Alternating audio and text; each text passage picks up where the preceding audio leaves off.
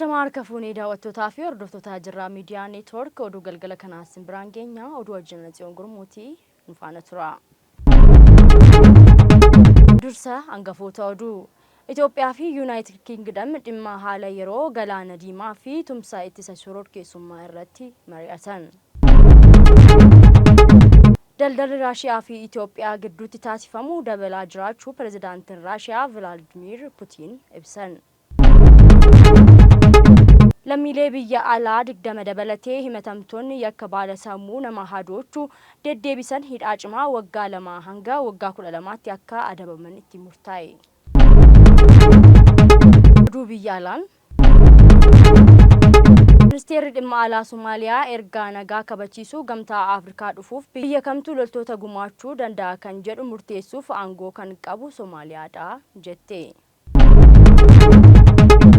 Raayyaan ittisa Turk haleellaa kaleessa magaalaa guddoo Turkee Ankaraatti raawwatame itti gaafatamtoota miseensota garee hidhattoota kurii irratti haleellaa qilleensaa raawwateera jedhame. Gara oduu bal'inaatti dabarra. Itoophiyaa fi Yuunaayitid Kingdom dhimma haala yeroo galaana diimaa fi tumsa itti shororkeessummaa irratti mari'atan. Dhaabbileen tajaajila tika Itoophiyaa fi Yuunaayitid Kingdom dhimma haala yeroo galaana diimaa akkasumas haala shororkeessummaa fi yakkoota daangaa ce'an waloon ittisuu danda'u irratti mari'achuu isaanii tajaajilli odeeffannoo nageenya biyyaalessaa beeksise. Jilli hoogganaa tajaajila tika Yuunaayitid Kingdom Richard Peter Muriin durfamuu Finfinneetti qondaaltota olaanoo tajaajila odeeffannoo fi nageenya biyyaalessaa Itoophiyaa waliin dhimmoota naannoo biyyaalessaa fi idil-addunyaa irratti mari'achuun ibsame. Maricha irratti Daayirektarri itti aanaan tajaajila odeeffannoo fi nageenya biyyaalessaa Sisaay Tolaa qaamoleen tokko itti yaadanii sochii Itoophiyaan karaa galaanaa argachuuf jalqabdee olola sobaaf itti fayyadamuuf yaalaa akka jiran jila Yuunaayitid Kingdamitti himaniiru. Daldalli Raashiyaa fi Itoophiyaa gidduutti taasifamu dabalaa jiraachuu pirezidaantiin Raashiyaa Vladimir Putin ibsan.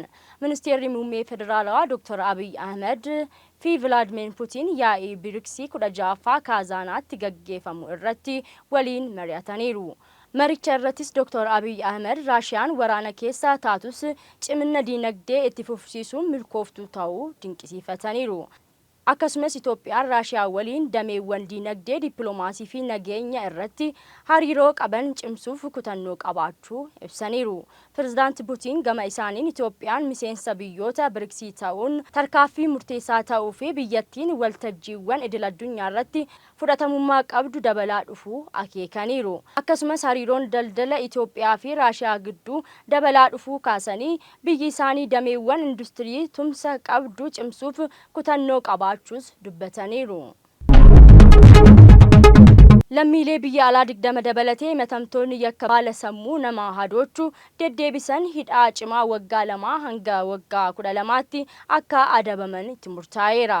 Qajeelchi waliigalaa qorannoo yakka poolisii federaalaa bara bajataa 2016 eerawwan baala sammuu nama haadoochuu qaqqaban keessaa galmeewwan qorannoo namaa fi sanadaan qulqulleessi abbaa alangaaf erguu beeksiseera. Manni murtii olaanaan federaalaa ramaddii lidataa dhaddacha yakkaa daangaa cehaa tokkoffaa galmeewwan qorannoo 24 qoratee himatamtoota yakka dabarsaa baala sammuu nama haadoochuu dhorkaa ta'an raawwatan irratti hidhaa cimoo waggaa 2 hanga waggaa 12 akkasumas birrii 2,000 hanga 8,000 akka adabaman murteessaniiru. Hordoftoota GMN oduun keenya akkuma itti fufetti jira ammayyuu gara oduu biyya alaatti dabarra. Ministeerri dhimma alaa Somaaliyaa ergaa nagaa kabachiisuu gamtaa Afrikaa dhufuuf biyya kamtu loltuu gumaachuu danda'a kan jedhu murteessuuf aangoo kan qabdu Somaaliyaa ta'uu ibse.